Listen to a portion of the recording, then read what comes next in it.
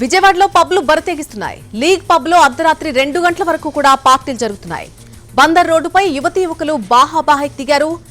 Night rounds లో ఉన్నటువంటి పోలీసులు గుర్తించి వారికి కౌన్సిలింగ్ ఇచ్చారు. అర్ధరాత్రి 2 గంటలకు పబ్లో 150 మంది ఉండటంతో పబ్లోనే లాఠీచార్జ్ చేశారు పోలీసులు. పోలీసుల మెరుపు దాడులతో కొందరు మందుబాబులు బిల్లు కట్టకుండా అక్కడి నుంచి పరారయ్యారు. విజయవాడలో ఉన్నటువంటి కొన్ని పబ్ల తీరు ఇది. లీగ్ అనేటువంటి ఒక పబ్లో అర్ధరాత్రి 2 గంటల వరకు కూడా పార్టీలు జరుగుతున్నాయి. బందర్ రోడ్డుపై యువతీ యువకులు బాహాబాహిక్ దిగారు. నైట్ రౌండ్స్ లో ఉన్నటువంటి పోలీసులు గుర్తించి కౌన్సిలింగ్ ఇచ్చారు. అర్ధరాత్రి 2 గంటలకు పబ్లో దాదాపుగా 150 మంది ఉండటంతో పబ్లోని లాఠీచార్జ్ చేశారు పోలీసులు. పోలీసుల మెరుపు దాడులతో కొందరు మందుబాబులు అక్కడి నుంచి బిల్లు కూడా కట్టకుండా పరారయ్యారు.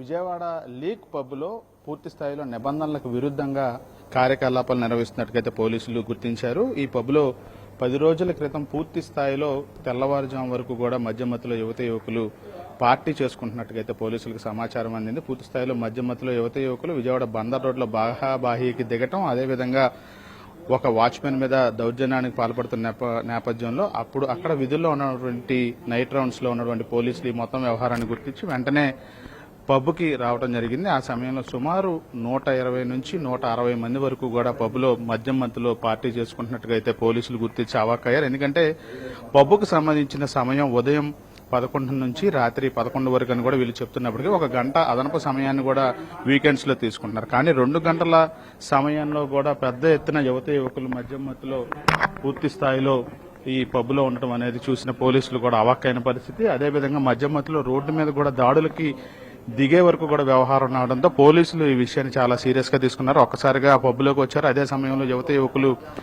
150 మంది నుంచి ఆ పైనే వాళ్ళందరూ కూడా యువకులు కేరింతలు కొడుతున్న నేపథ్యంలో ఆగ్రహానికి గురైనటువంటి పోలీసులు వాళ్ళ మీద లాఠీ చార్జ్ కూడా చేసిన పరిస్థితి కూడా ఉంది. ఆ విజువల్స్ కూడా మనం స్పష్టంగా చూడొచ్చు. ఈ పబ్కు సంబంధించి అనుమతుల విషయం కానీ అదేవిధంగా పోలీసుల పర్యవేక్షణ విషయానికి కొత్త పూర్తి స్థాయిలో ఎక్కడా కూడా పర్యవేక్షణ అనేది పబ్బులో లేదనే విషయం అయితే స్పష్టంగా తెలుస్తా ఉంది. విజయవాడలో 5 పబ్బుల వరకు ఇదే విధంగా నిర్వహిస్తున్నారు. సమయాన్ని పూర్తిగా పక్కన పెడుతున్నారు. తెల్లవారు జాము వరకు కూడా యువకులు మధ్యలో చిందేస్తున్న పరిస్థితి స్పష్టంగా ఉంది. పోలీసుల పర్యవేక్షణ కొన్ని పబ్బులపై మాత్రమే పర్యవేక్షణ అనేది ఉంటుంది. మిగతా వాటిలో ఎక్కడా కూడా పోలీసులు పర్యవేక్షణ లేదు అనే విషయం అయితే స్పష్టంగా కనబడతా ఉంది. ఈ నేపథ్యంలోనే ఈ లీగ్ పబ్కు సంబంధించిన వ్యవహారం సోషల్ మీడియాలో పోలీసులు లాఠీ ఛార్జికి దిగిన వ్యవహారానికి సంబంధించి అయితే పూర్తి స్థాయిలో ఈ వ్యవహారం ఎలా ఉంది విజయవాడలో పబ్బుల వ్యవహారం అనేది అయితే స్పష్టంగా తెలుసుకునే